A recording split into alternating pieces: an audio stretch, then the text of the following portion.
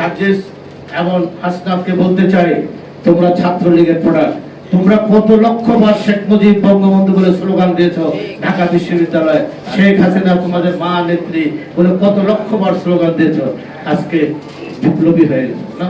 মানুষকে তোমাদের ইতিহাস জানে না। তোমরা তো মেসে ছেড়া, হোস্টেলে ছেড়া, কে টিউশনি করে পড়তে, আজকে 5 কোটি 6 কোটি টাকার গাড়িতে চলো। আগে পিছিয়ে আরো 20-25 কোটি টাকার গাড়ি। যিনি 500 টাকার পাঞ্জাবি পরতেন উনি 30,000 টাকার পাঞ্জাবি পরেন, 50,000 টাকার জুতো পরেন, 10-12 লাখ টাকার ঘড়ি পরেন। আপনাদের চেহারা যে রোশনাই, এই রোশনাই তো আমরা 17 বছর আন্দোলন সংগ্রাম করলাম। আর আপনাদের এই একদিনে চেহারা, আপনাদের উপদেষ্টাদের একজন এপিএস যদি 300-400 কোটি টাকার মালিক হয়, শেখ হাসিনা দুঃখ আস্তে আস্তে বলেছেন আমার একটা পিউন আছে জাহাঙ্গীর, সেও 400 কোটি টাকার মালিক। আর সেটা তো 17 বছর লাগছে। আর আপনার কয়েক মাসের মধ্যে আপনাদের পিয়েরা যদি 400-500 কোটি টাকার মালিক হয়ে যায়, তাহলে আপনাদের অ্যাকাউন্টে কত টাকা গিয়েছে?